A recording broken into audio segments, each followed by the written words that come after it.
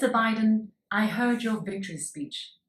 I know for many people the game is not over, but to many more, the curtain has fallen for Donald Trump and will soon lift for you and your running mate, Kamala Harris. At least that's how you and your team see it. You already gave your victory speech, and believe it or not, that speech has reached many in China.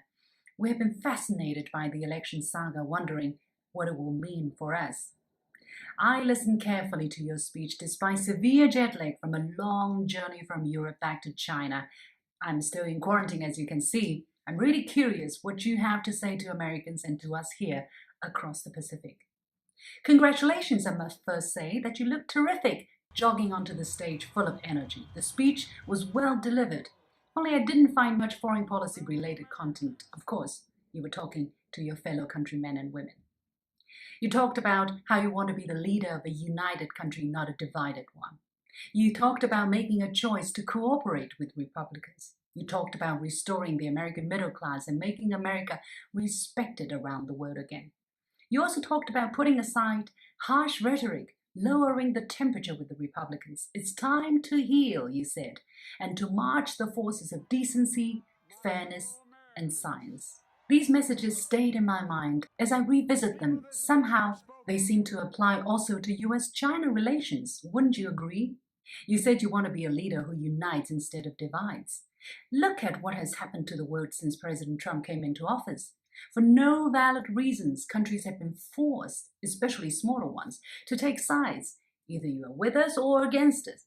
It's been driving them nuts and has not earned America many friends. The coalition of the willing has always been wishful thinking. It's time to wake up. You said it's time to cooperate. Hell yeah, that's the spirit.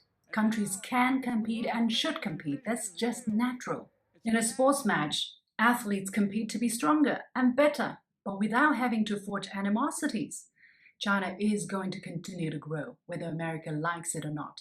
And that's the choice you can make, whether we cooperate or not. And when we do, there's nothing that can't be done, to borrow your own words.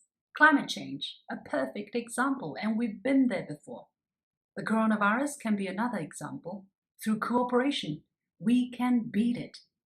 Mr. Biden, you said it's time to put aside harsh rhetoric and lower the temperature. The fierce tit for tat that's been going on between our two countries is just poisonous. Now the ball is in the US's court. China welcomes a stable relationship with the US. Unless provoked, it has no reason to make an enemy out of the most powerful country in the world. You said it's time to march the forces of decency, fairness, and science. You were talking about the coronavirus pandemic, I believe, but in international relations, especially between big countries, we can also use a bit of that.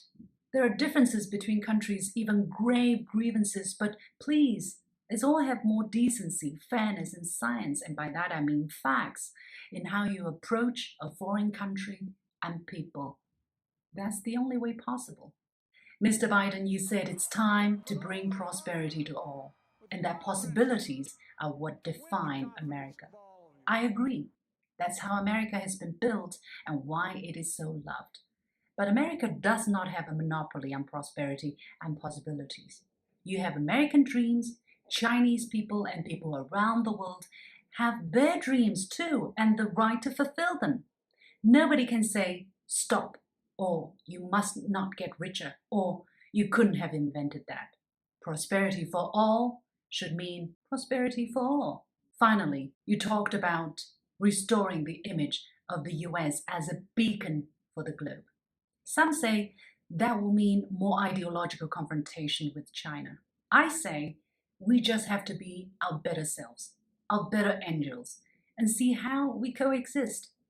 I'm glad you used a beacon instead of the beacon, as that would make things much more complicated. You talked about the broadest coalition and diversity within the United States. The world needs that too, and that's how you win back respect for America. So, Mr. Biden, if you're officially declared president-elect, I wish you success.